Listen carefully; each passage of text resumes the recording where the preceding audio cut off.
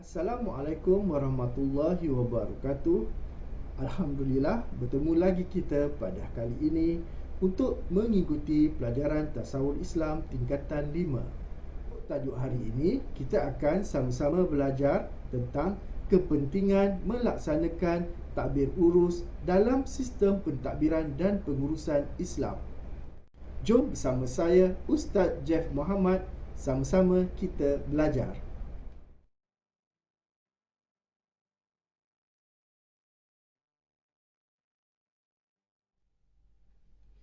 Sistem pentadbiran dan pengurusan Islam terdiri daripada prinsip-prinsip takbir urus yang antaranya bermatlamatkan dunia dan akhirat di samping berasaskan keimanan kepada Allah SWT dan berteraskan nilai akhlak.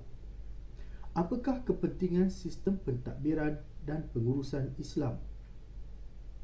Kepentingan sistem pentadbiran dan pengurusan Islam dapat dikategorikan kepada 3 bahagian. Yang pertama, kepentingan sistem pentadbiran dan pengurusan Islam kepada individu. Antaranya ialah dapat menimbulkan nilai keimanan dan ketakwaan pada setiap individu. Setiap ahli organisasi dapat mengamalkan segala bentuk pekerjaan berdasarkan tuntutan syarak sekaligus melengkapkan segala kerja-kerja yang dilakukan sebagai satu ibadah. Seterusnya, dapat menjaga hubungan baik antara ketua dan ahli-ahlinya. Setiap ahli organisasi dapat mengamalkan tingkah laku yang baik dalam kalangan mereka dan akhirnya ukhuwah dapat dieratkan ke arah pengurusan berteraskan nilai akhlak. Setiap ahli organisasi juga dapat menjalankan urusan dengan penuh amanah dan tanggungjawab. Ini adalah kesan penghayatan yang tinggi terhadap konsep etika yang diamalkan, khususnya integriti dalam kalangan ahli organisasi. Seterusnya, takbir urus dalam sistem pentadbiran dan pengurusan Islam amat penting kepada organisasi kerana pentadbiran dan pengurusan yang bersistematik khususnya dalam menentukan perancangan dan menjalankan pemantauan yang berterusan dapat memastikan kelancaran urusan pentadbiran sesebuah organisasi. Tindakan organisasi yang efisien dan konsisten dalam menghasilkan impak yang cemerlang ditambah dengan pentadbir dan pengurus yang sentiasa menjana idea baru ke arah kemajuan dapat menaikkan imej sesebuah organisasi. Konsep syura yang diamalkan di dalam pentadbiran ditambah dengan cara pentadbir dan pengurus yang sentiasa berfikiran terbuka dapat menyelesaikan sesuatu urusan secara rundingan dan bermuafakat. Pelaksanaan takbir urus dalam sistem pentadbiran dan pengurusan Islam juga amat penting kepada negara.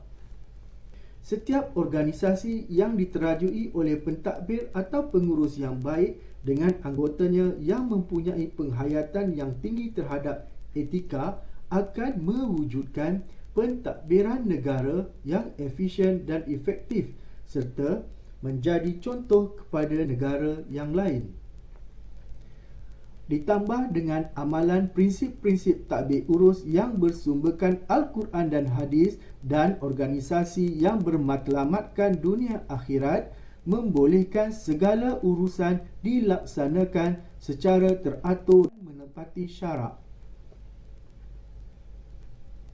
Selain itu, kepentingan melaksanakan takbir urus dalam sistem pentadbiran dan pengurusan Islam kepada negara ialah negara kita dapat meneladani takbir urus negara seperti yang dilaksanakan oleh Rasulullah SAW. Mentadbir dan mengurus perlu mengikut syariat yang telah ditetapkan. Ia membolehkan segala urusan dilaksanakan secara teratur dan sistematik bagi memenuhi keperluan dunia dan akhirat.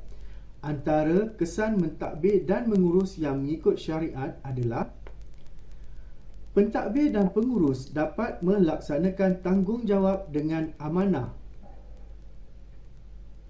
Justru pentadbir dan pengurus yang mengamalkan keadilan dan sentiasa beramanah akan mendapat ketaatan daripada orang bawahan. Selain itu, kesan mentadbir dan mengurus yang mengikuti syariat akan mewujudkan persefahaman antara ketua dengan anak buah kerana pentadbir dan pengurus menjalankan tugas dengan penuh tanggungjawab dan tidak menggunakan kedudukan untuk kepentingan sendiri.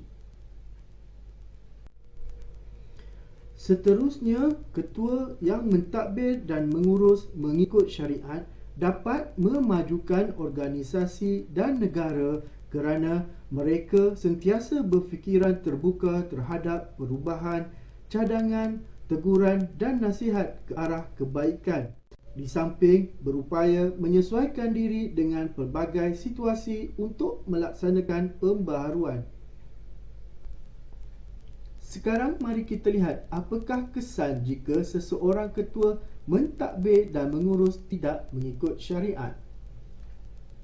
Pertamanya, pentadbir dan pengurus akan mengabaikan amanah yang diberi kerana tanggungjawab tidak dapat dijalankan dengan baik. Mereka juga akan hilang sokongan daripada orang bawahan kerana amalan tidak bertanggungjawab dan menggunakan kedudukan untuk kepentingan sendiri.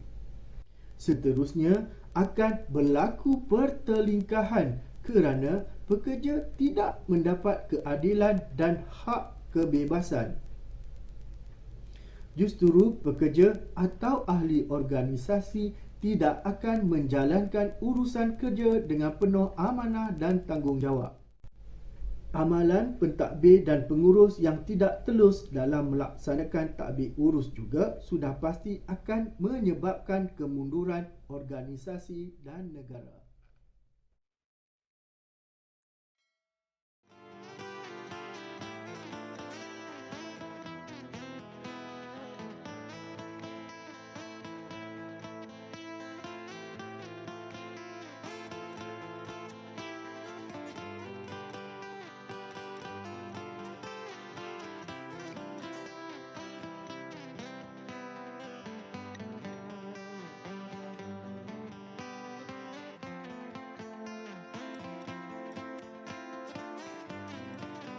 Alhamdulillah, semoga pelajaran pada hari ini akan memberi manfaat kepada kita semua.